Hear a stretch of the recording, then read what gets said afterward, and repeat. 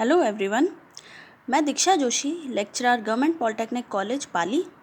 आज हम डिस्कस करेंगे 308 का यूनिट नंबर 4 जो कि है पावर फैक्टर इम्प्रूवमेंट। ठीक है, पावर फैक्टर इम्प्रूवमेंट टॉपिक को पढ़ने से पहले हम ये देखेंगे कि पावर फैक्टर होता क्या है। पावर फैक्टर क्या होता है? V और I के बीच का एंगल, उसको हम पावर फैक्टर कहते हैं। The cosine of angle between voltage and current in an AC circuit is known as power factor. ठीक है, ये होता है हमारा पावर फैक्टर। ये हमारा पॉजिटिव भी हो सकता है, नेगेटिव भी हो सकता है, ठीक है, और इन फेज भी हो सकता है, ज़ीरो भी हो सकता है। ठीक है, अब दूसरी चीज़ ये हो गई कि लैगिंग, लीडिंग और यूनिटी पावर फैक्टर के लिए क्या क्या इसके डायग्राम्स होते हैं। तो हम जानते हैं, ये बेसिक चीज़ है बहुत ही, कि लैगिंग के लिए हमारा V और I के बीच में वोल्टेज हमारा लीड करता है और करंट लैग करता है, वेयर एज लीडिंग के केस में करंट लीड करता है और यूनिटी पावर फैक्टर के केस में दोनों इन फेज होते हैं और फाई हमारा ज़ीरो होता है। ठीक है, तो V हो गया, I हो गया, ये एंगल इन दोनों के बीच में हो गया फाई, इसी का कोसाइन हमारा पावर फैक्टर है। ठीक है, अब I का मैंने ये दो कंपोनेंट्स लिए, I cos फाई, तो ये हो गया इसका हॉरिजॉन्टल और वर्टिकल कंपोनेंट आ जाएगा इसका इधर, जो मैंने यहाँ शिफ्ट कर लिया वो हो गया I sin फाई। ठीक है, I cos फाई क्या हो गया? Active component.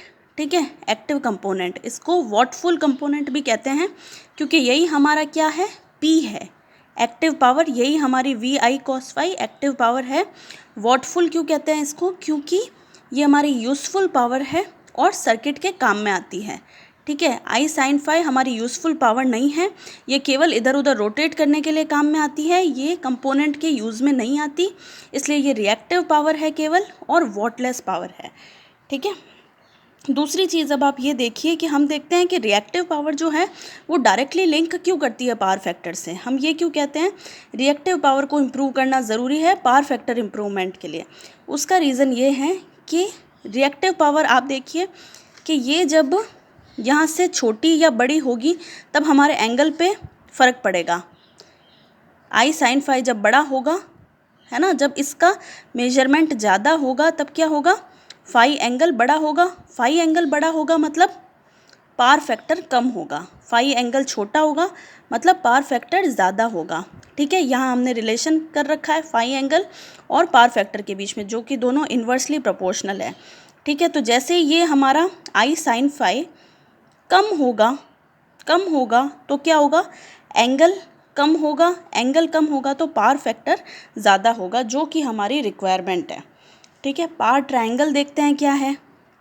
इसी पार्ट को मैंने यहाँ बना रखा है।